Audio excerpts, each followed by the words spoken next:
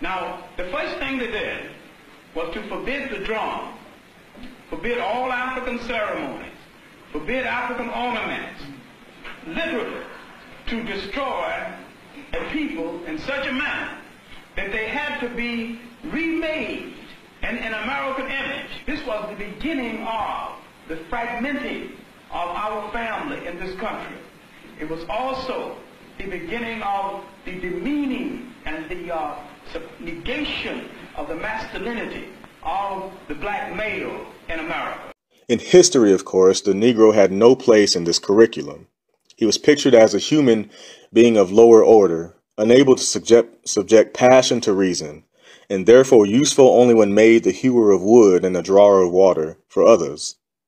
No thought was given to the history of Africa except so far as it had been a field of exploitation for the Caucasian.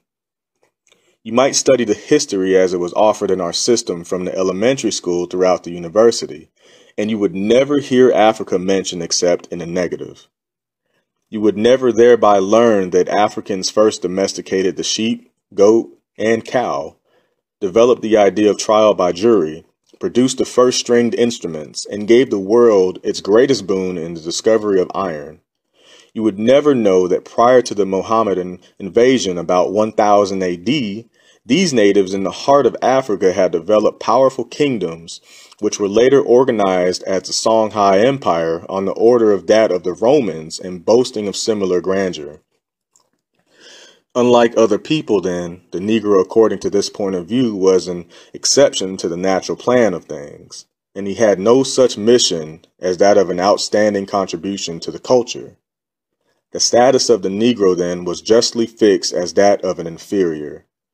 Teachers of Negroes in their first schools after emancipation did not proclaim any such doctrine, but the content of the curricula justifies these inferences.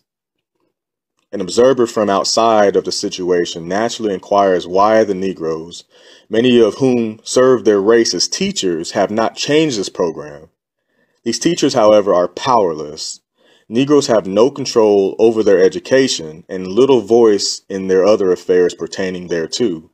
In a few cases, Negroes have been chosen as members of public boards of education, and some have been appointed members of private boards, but these Negroes are always such a small minority that they do not figure into the final working of the educational program.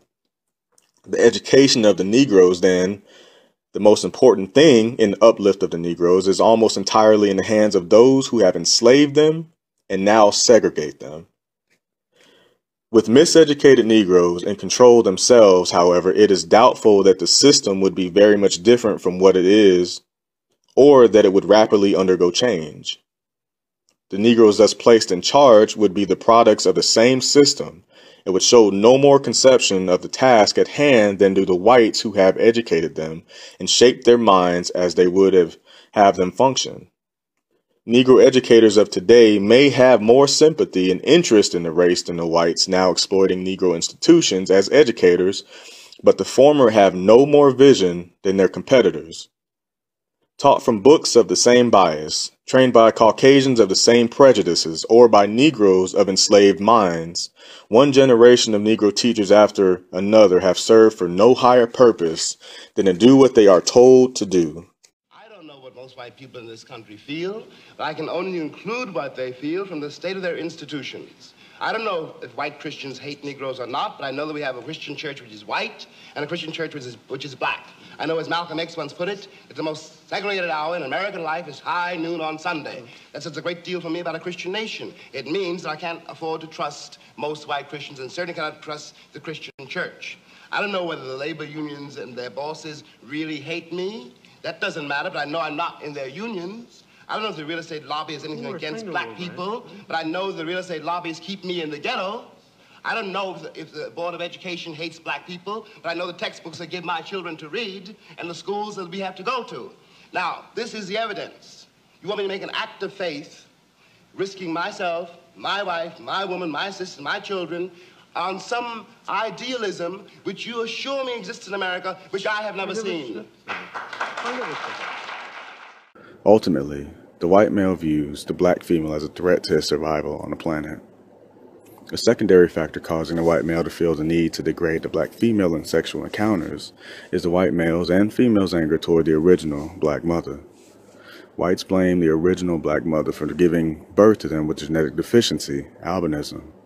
Their anger is still being acted out by the white male against the black female. This anger is reflected in the reports of many black females who have had sexual encounters with white males and report that white males often want not only to ejaculate in their faces and over their bodies, but also want to urinate and defecate on them as part of the sexual encounter. It is certainly clear that many white males relate to white families in this manner, but it is known to all that white males look down upon and degrade white females. This degradation of the white female by the white male is the basis of the white female's current women's liberation movement. The very high, perhaps unconscious level of psychic pain experienced by the white male because of this genetic deficiency as an albino variant and his neurotic desire to be born again from the original black mother is perhaps the reason why the phrase motherfucker is such an awesome phrase for the white male to utter. It is phrased that the white male is almost unable to bring his vocal apparatus to form. This is in stark contrast to the frequent uttering of the phrase motherfucker by black males. When translated, the terms mean functional powerlessness from the black male in the context of the white supremacy system culture. However, it is an externally imposed powerlessness. For the white male, on the other hand, the same phrase has an even more disturbing, frightening, and devastating meaning in the same systemic and cultural context. For the white male, the term translates into not functional powerlessness that is external imposed, but his own genetic powerlessness. Such a consideration is totally unthinkable at the conscious level, and even the unconscious level for the white male psyche. The basis for certain specific patterns of words usage in a white supremacy system culture is imposed to fully comprehend without an understanding of the origin of that system culture. White supremacy or racism began with the production of the first albino mutants from black mothers and fathers in Africa. Once isolated, these recessive genetic mutants began to mate with one another and multiply, producing what is known as the white race. The white race historically has sought to hide its genetic origins in Africa amongst blacks, just as it has sought to deny the origins of the white civilization from the culture of blacks in Africa, seeking instead to proclaim an origin amongst the Greeks. Historically, whites have also sought to degrade Africa and everything black. By doing so, whites can avoid confronting the true meaning of skin whiteness as a mutation and genetic deficiency state from the black norm, the human norm. Yes, I do, Charlie, but let me tell you, that's the wrong question. Okay, what's the right question? How do you feel? Not you, Charlie Rose, right. But don't you understand that the people who do this thing, who practice racism, right. are bereft? There is something distorted about the psyche. It's a huge waste, and it's a corruption and a distortion. It's a profound neurosis that nobody examines for what it is. It feels crazy. It is crazy. And it has just as much of a deleterious effect on white people, and possibly equal as it does black people. I always knew that I had the moral high ground all my life. I always thought those people who said I couldn't come in the drugstore and I had to sit in these funny places, I couldn't go in the park. You felt morally superior to them from day one. And I thought they knew that I knew that they were inferior to me morally. I always thought that. And my parents always thought that. You said your father was racist because he always felt like he was superior. That's right. He always felt superior. And that was a form, you know, of defensive racism. The same culture does not see any connection between the numbers and shape of its missiles, bombs, guns, and male genital apparatus, and the ever-increasing incidence of sexual violence, the highest level of violence being expressed in the act of rape. In the magazine India Today, Volume 2, Number 7, in August 1st through 15th in 1980, the North American edition.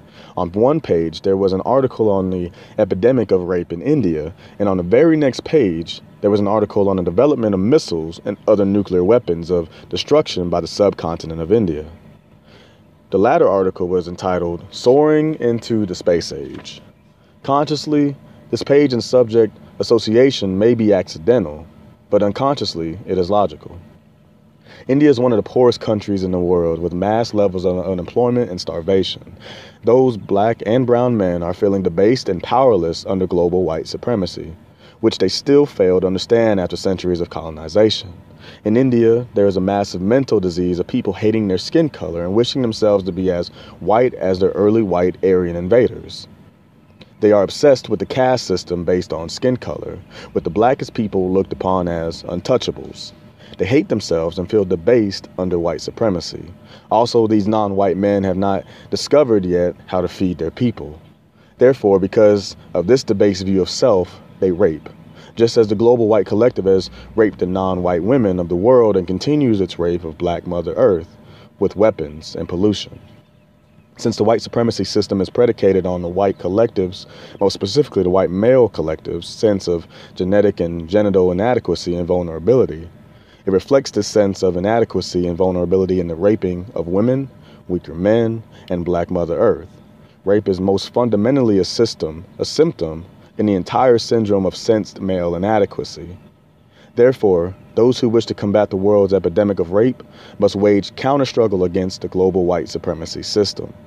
Rape will cease as a dominant behavior amongst black males once they begin to respect themselves fully as men, cease reacting unconsciously to the white supremacy system's attack against them, and learn to struggle efficiently and effectively to neutralize and destroy this grave global injustice. But if the racist white person, I don't mean the person who is examining his consciousness and so on, doesn't understand that he or she is also a race, it's also constructed, it's also made, and it also has some kind of serviceability. But when you take it away, I take your race away, and there you are, all strung out, and all you got is your little self. And what is that? What are you without racism? Are you any good? Are you still strong? You still smart? You still like yourself? I mean, these are the questions. It's part of it is, yes, the victim, how terrible it has been for black people. But you don't like that. I'm not a victim. I refuse to be one. And the victim is the other person who is morally inferior and that's who that's a has serious to hold question. on to of course racism if you to have somehow to hold, that's for right. his or her own self-esteem and definition. If you can only be tall because somebody's on their knees, then you have a serious problem. And my feeling is white people have a very, very serious problem. And they should start thinking about what they can do about it.